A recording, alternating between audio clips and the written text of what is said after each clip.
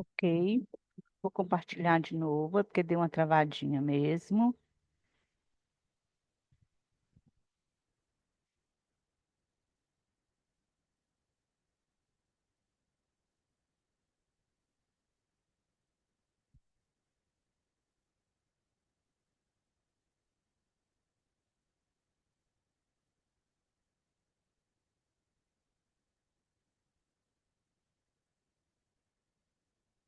Então, aí a gente estava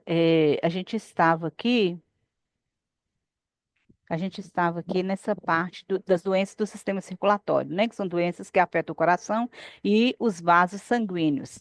Então, nós separamos aqui algumas doenças, né? Doença arterial coronariana, doença cerebrovascular, doença arterial periférica, cardiopatia congênita, TVP, que é trombose venosa profunda, varizes, hipertensão arterial, aneurisma e insuficiência cardíaca. A gente vai estar falando um pouquinho de cada um, porque são doenças que acometem o idoso, mesmo que o nosso foco é idosos com AVC, né? Mas eles têm também comorbidades, que são outras doenças associadas. Então, a gente vai estudar sobre isso também. A gente vai ver doenças do sistema digestivo e sistema excretor, né? Quais são as doenças, né? Aí, só tá lembrando, o esôfago, doença do esôfago é a doença do refluxo gastroesofágico, que é o DRGE, estômago, gastrite, indigestão, né? No intestino, apendicite, apendicite aguda, constipação, síndrome do intestino irritável, câncer coloretal, doença hemorroidária, então isso a gente vai estar vendo também. As doenças císticas do fígado, né? Nefrites, que é a inflamação do rim, e infecção renal crônica, infecção urinária, obstrução urinária, né? Incontinência urinária. Vou puxar isso aqui para baixo, para cima, para a gente ver a parte. E pancreatite. Não, então, essas são as doenças do sistema excretor. Deixa eu fechar aqui em cima também.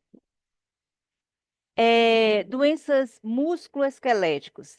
Nas doenças musculoesqueléticas, eu separei, né, que são distúrbios que afetam os ossos, músculos, né, articulações, cartilagens, nervos e ligamentos, que o idoso pode ser acometido, né, que é artrite, osteoartrite, gota, distrofia muscular, bursite, né, que são doenças também não transmissíveis.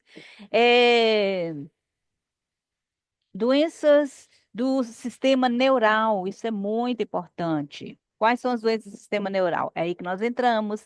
Doença de Parkinson, mal de Alzheimer, AVC, que é acidente vascular cerebral, que é o que nós vamos abordar, tumores do cérebro e coluna, epilepsia, esclerose múltipla, enxaqueca, né? Aquela dor de cabeça, enjoada, idoso também pode ter.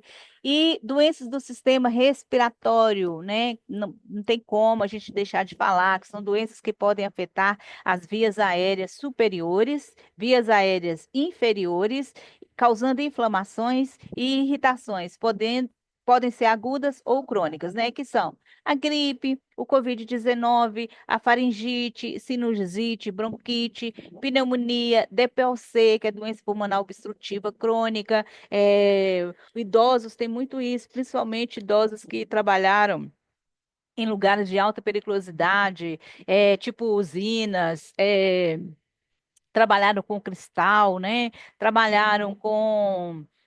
Não, pessoas, vamos falar coisas simples, gente. Pessoas que tinham fogão a lenha dentro da cozinha, que ficavam cozinhando ali, né? Principalmente as mulheres, cozinhando, sentando na beira do fogão e aquela fumaça da madeira indo toda para o pulmão. Aí desenvolveram o DPOC. Eu tenho uma vizinha aqui mora na outra rua perpendicular à minha, ela tem DPOC. Ela não é muito velha, não, ela deve estar em torno de 70 e poucos anos. Ela usa oxigênio e ela fica o tempo todo muito cansada. Às vezes ela deixa de sair ela tá boa, consciente, a cognição tá ótima, né? Mas ela tem DPOC. Né? E DPOC é uma doença que não tem cura, gente. Não pega, mas não tem cura também. E proveniente de quê? De fogão a lenha. né? E a tuberculose, né? Pensa que idoso não tem tuberculose? Pode, né? Desenvolver tuberculose, sim. Aí a gente vai ver as outras doenças. Vamos puxar aqui o sisteminha para trás aqui.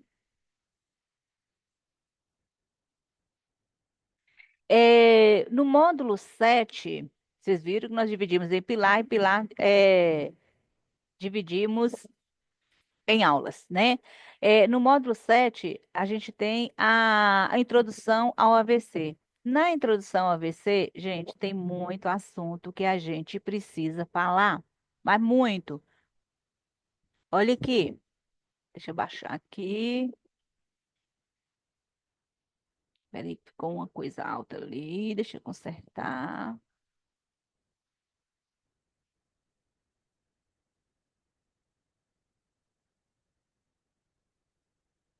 Isso mesmo, estamos certinhos. Tem que ter, é só um pouquinho de paciência com esse programa, mas ele é muito bom, gente. Eu gosto muito dele. Tá. Aí nós chegamos aonde, né? Isso no pilar pilar um, que é o do conhecimento. Chegamos aonde é o foco da nossa jornada, né? A definição e tipos de AVC. A gente vai ver a definição, né?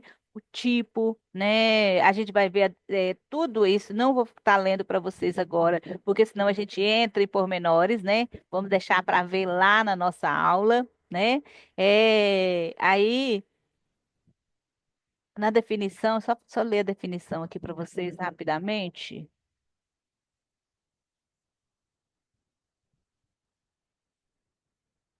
Puxando aqui.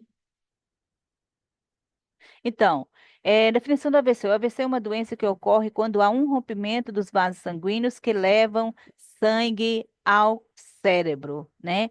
É uma das principais causas de morte e de incapacidade no mundo, né? A pessoa fica incapacitada, fica limitado. E quais os tipos? AVC isquêmico, AVC hemorrágico e AVC transitório. A gente vai estar definindo cada um desses. E na aula 2, não, nessa aula a gente ainda vai ver causas e fatores de riscos, né, do AVC. Gente, é muita coisa, não é pouca coisa. A gente pensa assim, ah, fulano deu AVC, mas não sabe de nada do que aconteceu, né? Então, as causas, quais são as causas, né, para desenvolver um AVC ou para ter um AVC? Causas genéticas, né, que são causas herdadas, né, pelos pais, né? Causas ambientais, que é o ambiente onde a pessoa vive, vocês vão ver o quanto que é importante isso, e quais são os fatores de risco, né? A gente citou alguns, né, como hipertensão arterial, então. Muita gente tem hipertensão e às vezes não cuida direito, aí vai ao médico para tomar aquele monte de medicamento, né?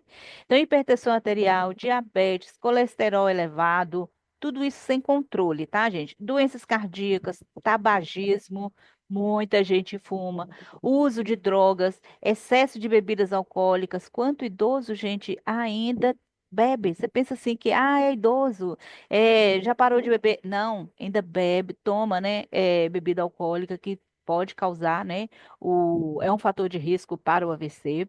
Sedentarismo, ele agora já está aposentado. Aí não faz nada, fica sentado na frente da televisão, não caminha, não anda, né? Então, tudo isso é um fator de risco. Má alimentação, come muita massa, come qualquer coisa, come muito engordurado sem necessidade, come muito salgado, né? Sobrepeso e obesidade, aquele idoso gordo, né? Aquela pessoa gorda, sobrepeso. Então, tudo isso são fatores de riscos que nós vamos trabalhar. Quais os sintomas e alerta para o AVC? Gente, tem que ter muito cuidado com isso, porque você consegue identificar se o seu idoso, o idoso que você está cuidando, se ele está tendo outro AVC, né? E também para evitar, né? Às vezes você está cuidando de um idoso ali, tem o cônjuge dele, de repente você não está cuidando do outro, mas ele tem um sinal, um sintoma, né? Que você pode identificar, né? face assimétrica, confusão mental, perda de força de um braço ou uma perna, falta de equilíbrio, fala estranha e incompreensível, falta de visão súbita, né?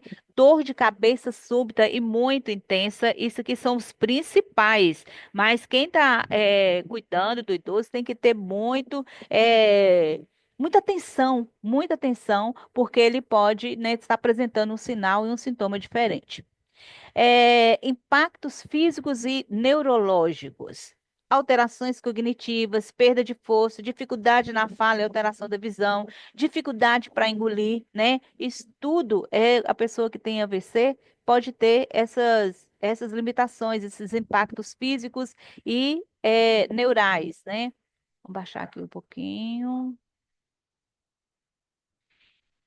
Efeitos cognitivos e emocionais, confusão mental, dificuldade para compreender as coisas. Então tem que ter cuidado. Às vezes você pensa que ele é meio surdo, não, ou ele está ficando surdo, não, ele está tendo dificuldade para compreender o que você está falando, né? Então prestar muita atenção com isso. Dificuldade para associar ideias, né, para um pensamento, às vezes ele não completa um pensamento, está falando alguma coisa e ele muda, né, ele muda a atenção e começa a falar de outra coisa, né? Alterações na memória, falhas, lapsos de memória, dificuldade para planejar atividades. Ah, agora eu vou caminhar, agora eu vou fazer isso. Então ele vai ter essa dificuldade, né? Pode apresentar isso.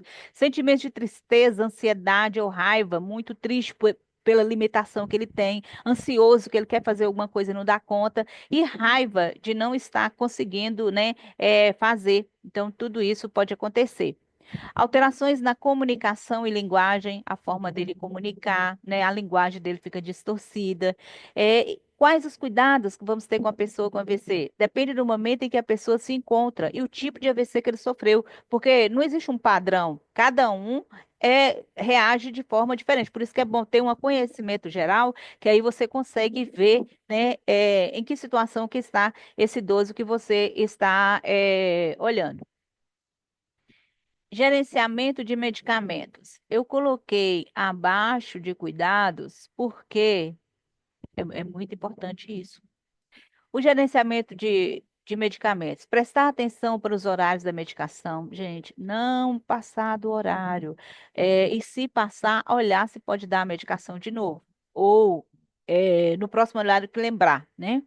Prestar atenção para as vias de administração. É por sonda? É oral? É dérmico, né? Uma pomada, alguma coisa assim, né? Então tem que ter cuidado, porque às vezes você prepara um medicamento, você não está acostumado, ele tem sonda e ele tem que ir por sonda. E há situação em que pode ser misto, viu? Tem situação assim, né? Às vezes quando está desmamando da sonda. E oral, né? Tem também a via anal, né? Então, tipo assim, você vai usar um supositório. Não é um medicamento para AVC, mas pode ser de consequências do AVC, né? Uma constipação, aí você vai administrar um supositório via anal ou um flat enema, que é uma lavagem, né, intestinal. Isso aí o cuidador de idoso pode fazer, né? Prestar atenção para as formas, que tipo de medicamento que é.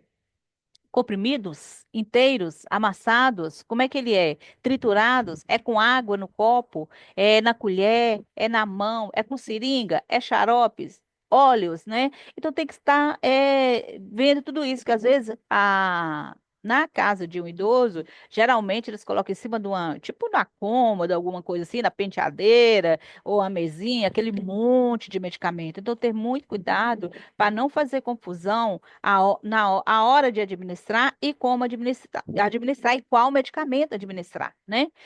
Posicionar o idoso na hora de administrar o medicamento, ou seja, ele está deitado, você vai posicionar ele um pouquinho elevado, pelo menos 45 graus da cama. O que que é 45 graus? 90 graus é reto, 90 graus reto. 45 graus é a metade. Então, você vai colocar travesseiros nele aqui, né?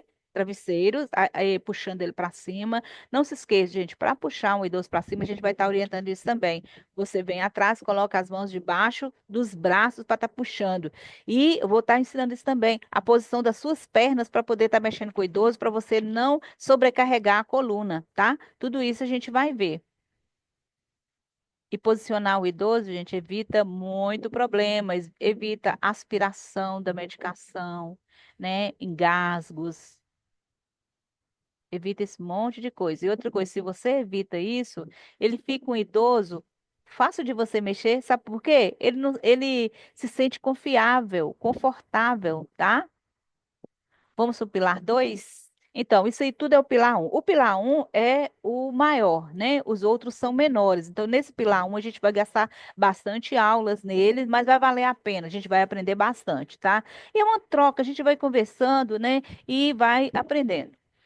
No pilar 2, as habilidades e competências. O que que nós vamos ver nesse pilar? É o seu eu, né? O seu eu. Nós, como nós devemos ser, como nós somos. Eu posso falar isso com vocês porque eu fui cuidadora de idosos. E uma vez que você é, você nunca deixa de ser, né? Eu vou à igreja e lá eu vejo as idosas, elas conversam comigo, a orientação a gente dá, tanto para as idosas quanto para os filhos das idosas, dos idosos, né? Às vezes a pessoa tem idoso dentro de casa, né? E quer uma orientação. Então, quando você já vivenciou aquilo, você não vive só de teoria, né? Quando você já vivenciou aquilo, você pode estar orientando também, né? E é isso, essas habilidades e competências, é isso. Então, a gente vai ver a empatia, o respeito, a capacidade de comunicação, né? Você tem que ser uma pessoa empática, desenvolver isso, se você não é, que tem gente que já nasce sorrindo, já nasce, né, com essa empatia maravilhosa, mas tem gente que não, mas você pode desenvolver. O ser humano tem uma capacidade incrível de se adaptar aos ambientes, né? Então, compreensão das necessidades humanas. Lembra do PNH que nós vimos lá em cima, lá no início do conhecimento? Pois é. Capacidade de lidar com situações de emergências, ou seja, teve uma intercorrência com seu idoso, você sabe ligar para o médico, posicionar o idoso, ligar para a família, ligar para o médico, né? Você sabe fazer isso. Isso tudo é habilidade. E é competência, tem que ser capaz, competente e ser habilidoso, né? Condição física e emocional, você tem que estar bem, né? Fisicamente e emocionalmente, né? Para você cuidar do outro. Cuidado com a saúde do idoso, ter aquele cuidado, olhar o idoso. A gente fala uma visão holística, né? Você vai observar o idoso por inteiro. Suporte à saúde mental do idoso, né? Perceber, olha a percepção, como que ele está mentalmente, como é que ele está hoje, né? Como que ele está? Então, a gente tem que ficar sabendo disso e ver, porque tem idoso que é confuso, ele tem outras, ele tem AVC, mas ele tem outras comorbidades, então a gente tem que estar observando isso, né? Sabendo isso, porque senão você foca só naquilo ali, só idoso com AVC, então mais nada eu vou cuidar. Não, ele pode ter uma diabetes, né? Ele pode ter, sei lá, vários outros tipos de doenças, e inclusive tomar outras medicações. É, Suporte à saúde mental, né? Ter suporte, gente, porque o idoso ele pode estar confuso, né? Ele pode ser um idoso deprimido. Ele pode ser, então você tem que estar pronta para isso. Incentivar a autonomia dos idosos em todas as áreas de sua vida, nas AVDs, nas atividades de vida diária. Ou seja, você vai conhecer, avaliar, né, fazer a anamnese desse idoso para você saber as limitações dele e incentivar ele mesmo a fazer, né? Tem muita gente que vai, por exemplo, alimentar o idoso. Como ele deixa cair o alimento, aí a pessoa mesmo alimenta. Não, você tem que deixar ele fazer. Você está ali para poder incentivar a autonomia dele, porque senão ele vai só perdendo, né? Perdendo a movimentação. As movimentações, a gente fala movimentações finas, né? Então, ele tem que ter, ele mesmo pegar a alimentação dele, tá derramando, não tem problema não. Depois você limpa, né? Depois você cuida, você tá ali para isso mesmo, tá? Ir ao banheiro, né? Levar ele até o banheiro, deixar ele tirar a roupa dele, ó, preservando a intimidade dele, né? Porque, gente, você já pensou? Você tem a vida toda, você tem autonomia, você tem né, a sua privacidade. De repente você adoece, fica limitado, precisa de alguém estar cuidando de você, e aí sua privacidade, ó, né? Então, aí prestar bastante atenção nisso, até que ponto ele tem vergonha, ele fica retraído, até que ponto ele libera a privacidade dele. Então, é interessante vocês ter, né, essa habilidade, ter essa sensibilidade, a empatia, né, que nós colocamos lá em cima, para respeitar a privacidade desse idoso, mas não deixando de incentivar a autonomia dele para estar caminhando, para estar alimentando, né, para estar tomando uma água, por exemplo, ter cuidado, né, para ele não engasgar, mas deixar ele segurar o copo, porque ele sabe o limite que ele coloca que não vá engasgar. Então a gente vai ver muito isso, sabe? Bem colocadinho e vocês vão gostar. Eu acredito que sim, porque eu amo falar sobre isso, sobre idoso. Vamos ao terceiro pilar? Ah, o terceiro pilar, muito importante também, né? Que é o pilar da organização.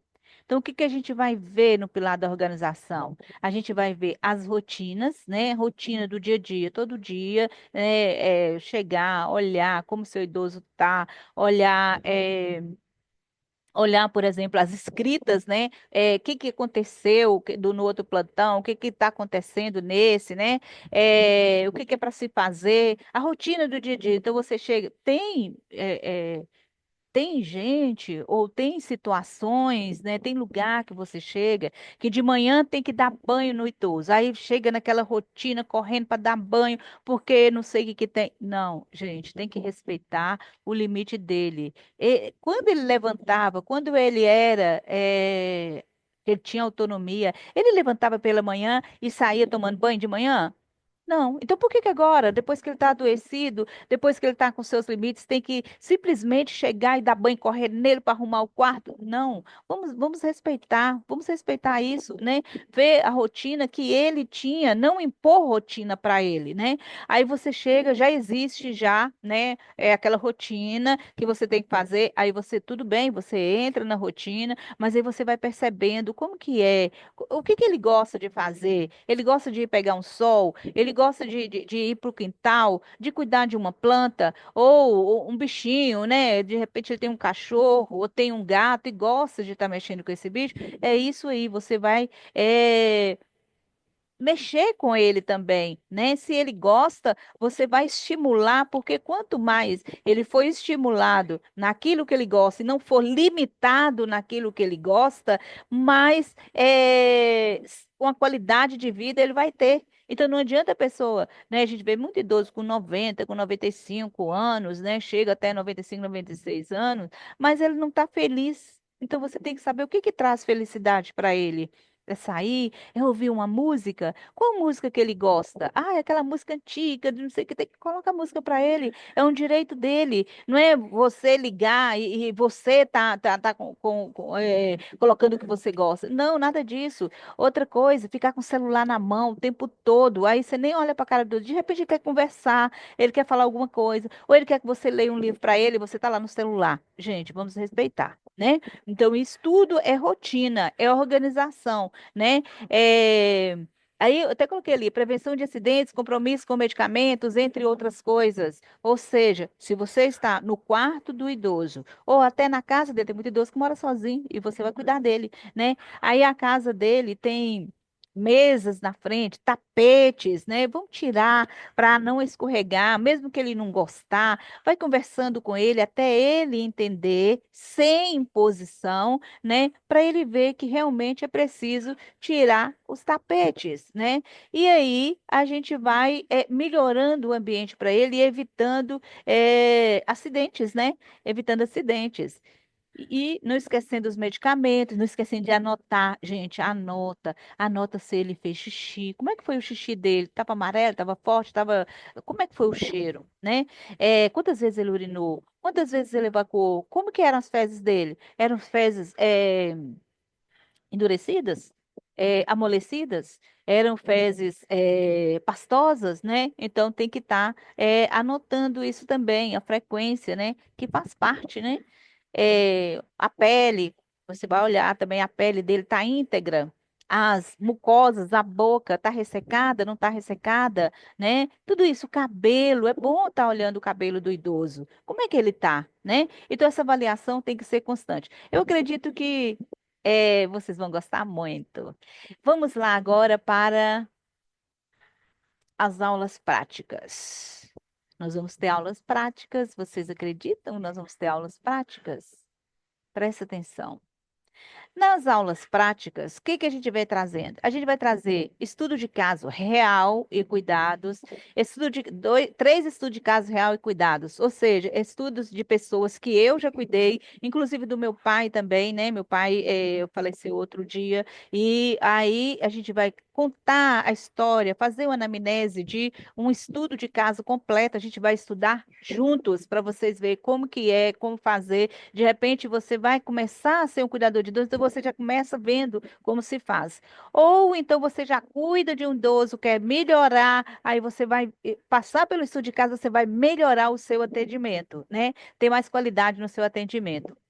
E vou também trabalhar o incentivo a visitar casa de repouso, né? Visitar uma residência que tenha um idoso. É diferente a residência que tem idoso, gente, é diferente, né? Tudo muda. É, Um hospital no setor geriátrico é interessante vocês estarem visitando também. A gente vai conversar sobre isso, tá? Então é isso, é nossa apresentação, essa é a nossa jornada, né?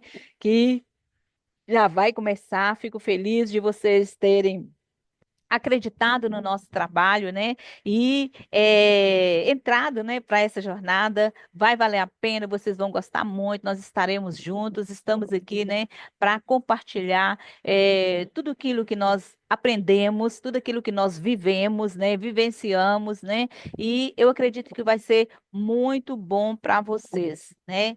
Eu vou parar de compartilhar aqui agora. Então, pessoal, é isso aí, né? Isso aí nós estamos só começando, viu? Vai ser muito bom passar com vocês esse tempo, né? Dessa jornada e eu acredito que vocês vão aprender bastante, né? Cada dia é bom a gente aprender uma coisa nova, né? Então é isso aí. Eu te espero para as próximas aulas, tá? Próximas aulas, ó. Vão ser ótimas nós estarmos juntos abordando cada assunto que eu apresentei para vocês, abordando um por um, né? E aí a gente vai trazer fotos, figuras, né? Que vão somar o aprendizado de vocês, tá? Ó, um beijão e até a próxima aula.